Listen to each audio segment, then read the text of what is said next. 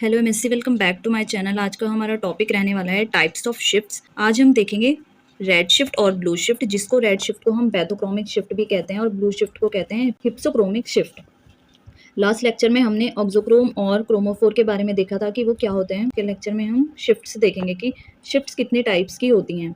अगर आप नए हैं तो मेरे चैनल को सब्सक्राइब करें, और अगर आपको मेरी वीडियोज़ अच्छी लगती हैं तो please like, share and comment. तो चलो शुरू करते हैं हम अपना आज का lecture. Auxochromic groups, when attached to the chromophoric groups, can produce 4 types of effects on absorption. जब हम ऑक्सोक्रोमिक ग्रुप को अटैच करते हैं किसी भी क्रोमोफोरिक ग्रुप से तो वो 4 तरह के इफेक्ट प्रोड्यूस करते हैं एब्जॉर्प्शन पर। जो है सबसे पहला होता है बैथोक्रोमिक शिफ्ट या रेड शिफ्ट। इसमें क्या होता है, auxochromes bring the wavelength towards the maximum value. जो ऑक्सोक्रोम्स होते हैं वो वेवलेंथ को मैक्सिमम वैल्यू के टुवर्ड्स पहुंचा देते हैं। In other words, the absorption is shifted towards higher wavelength और towards red portion of the spectrum. या हम कह सकते हैं जो एब्जॉर्प्शन होगा वो शिफ्ट कर जाएगा हायर वेवलेंथ की तरफ या towards red portion of the spectrum. This shift of absorption of light towards the higher wavelength is known as bathochromic और रेड शिफ्ट।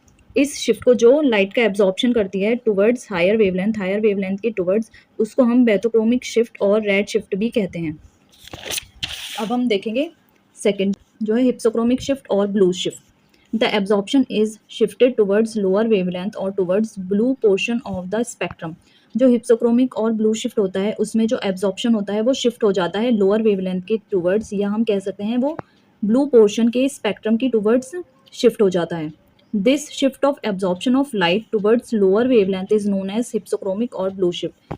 जो एब्जॉर्प्शन की ये शिफ्ट होती है जिसमें absorption of light lower wavelength के टुवर्ड्स शिफ्ट हो जाता है, उसे हम हिप्सोक्रोमिक या ब्लू शिफ्ट कहते हैं।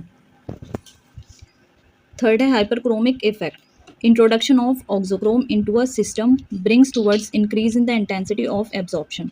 This effect is known as hyperchromic effect. Hyperchromic effect क्या होता है, जब भी हम ऑक्सोक्रोम को इंट्रोड्यूस करते हैं किसी भी सिस्टम में तो वो एब्जॉर्प्शन की इंटेंसिटी को इंक्रीज कर देता है। इस इफेक्ट को ही हम हाइपरक्रोमिक इफेक्ट कहते हैं।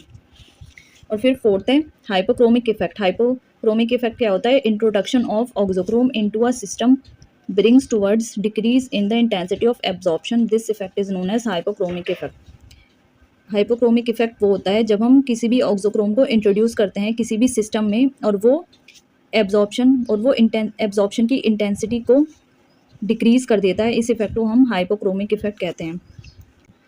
तो हाइपरक्रोमिक और हाइपोक्रोमिक इफेक्ट में ये डिफरेंस होता है। जो हाइपरक्रोमिक होगा इसमें जब हम ऑक्सोक्रोम को इंट्रोड्यूस कराएंगे किसी भी सिस्टम में तो जो इंटेंसिटी होगी एब्जॉर्प्शन की इंटेंसिटी वो इंक्रीज हो जाएगी, बट जो हाइपरक्रोमिक होगा उसमें ऑक्सोक्रोम के इंट्रोडक्शन पर किसी भी सिस्टम में जो एब्जॉर्प्शन की इंटेंसिटी होती है वो डिक्रीज हो जाएगी।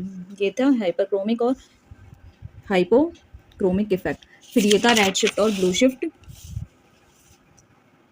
ये बहुत ज़्यादा एग्जाम में पूछा जाता है, रेड और ब्लू शिफ्ट। होप ये लेक्चर आपके लिए यूज़फुल होगा।